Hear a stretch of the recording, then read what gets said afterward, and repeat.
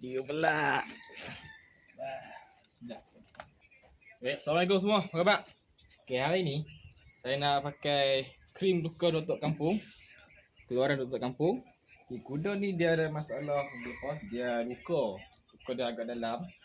Jadi untuk kita keringkan luka dia dengan kita rawat dah kan. Kita boleh pakai krim Dr. Kampung. Krim luka.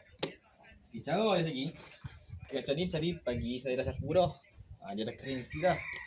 Lepas tu ni petang kita sapu lagi. Kita buat 3 kerja sehari. Tengok dia efek. Sebab kita nak bagi dia lebih cepat lah kan. Jadi sekarang ni saya nak sapu dulu. Lepas sapu lagi, kita akan pakai spray ni pula.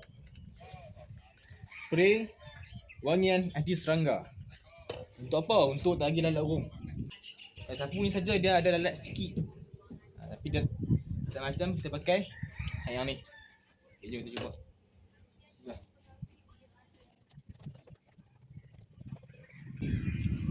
Sapu ni jangan tekan kuat sangat.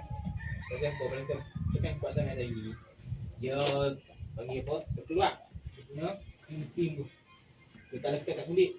Dia just letak sapu tu. Sapu kulit kat muka. Kita buka dekat luka dia je. Jangan buka semua. Sapu dekat sekali-kali dengan bulu dia tu. Dekat bahagian bulu lagi kita spray. Tu apa? Dalam luka ni kan, sapu pergi. Dalam luka apa? Kaki aku nampak luka apa. Sapu ni. Cara dia pakai konsisten bubur je. Konsisten bubur, insyaAllah sembuh.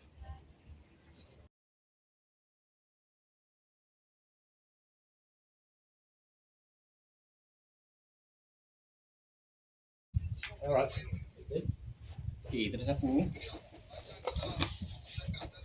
Lepas tu kita pakai kita pakai spray wangian serangga kotak kampung. Kita pilih stream dia spray. Kita ada 2 version. Kita ada tembok tajam dengan kita ada hanya tembok sembok tu. Tembok macam apa? Kita spray pokok. Spray ke tak? Ni. Fungsi dia apa? Kita tak mahu bagi lalat burung dekat kawasan yang luka tu. Risau apa dah, risau lagi. Bila kita dah spray benda ni, ataupun kita biar macam tu saja, tak ubat apa pun, satu dia akan bagi infection, bagi kita kuman, ataupun kita biar lalat tu bertelur, lepas tu dia akan jadi ulat kat situ lah nanti. Macam ni situasi dia tak daripada. Sebab kaki dia tengah dekat dalam sedang mengulir. Jadi kalau kita balut nanti, dia akan jadi lebih teruk. Kita buka.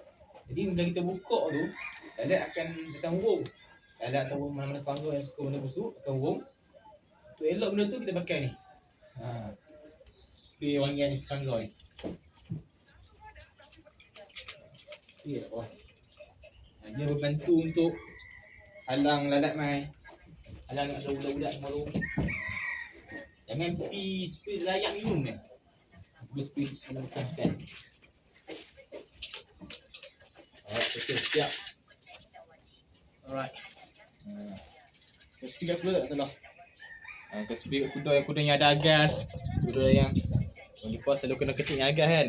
Kacau agas, spray kat dia. Dia ada masalah.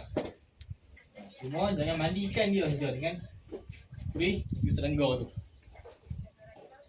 Alright, settle. Okay, nanti kita tengok dia punya hasil macam mana.